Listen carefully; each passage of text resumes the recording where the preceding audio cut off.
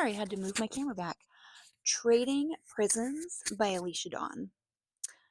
Debut novel. Knocked it out of the park for me. I was given this copy by the author, and she wanted honest feedback. So I did give it. And here is my honest review. I freaking loved it. I gave it 4 to 4.5 stars. The story was really good, and it was really, really intense. Okay, so Clyde is probably my favorite character, and he's one of the police officers. Um, Mostly because of his want to actually help and not take things at face value. So basically, the story is about Jessie. Jessie is married to Colt, and she has a 4-year-old daughter that she brings into the relationship. Colt is not Karen's dad. Um, Things start to go wrong when he starts getting very controlling. This does turn into a domestic violence situation. It does get severe. Do check your trigger warnings because there's a lot in this. And the scenes get really intense. I did discuss with Alicia that there was a particular scene that I felt rather confused. And as somebody who has not had to deal with domestic violence or any of those situations, I was confused. And I said to her that it might be a bit much for a reader, especially a reader who has not got. But you know what? She just let me know.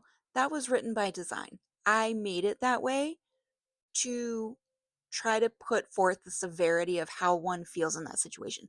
So, and you know what? That's totally fine. So if you're reading parts of this book and you feel lost or you feel confused, that's the point. Jessie was lost and confused in those moments, okay? Um I really don't have anything bad to say about this book, especially for it being like a debut novel. Like, I couldn't put it down. I started it on the 22nd and I finished it on the 25th. Like, and it's 320 pages. That's a decent read for me. That's not a super fast read, but it didn't drag. I didn't dread picking it up. I absolutely loved it. I felt like the story moved along pretty fast, and it was a great first novel.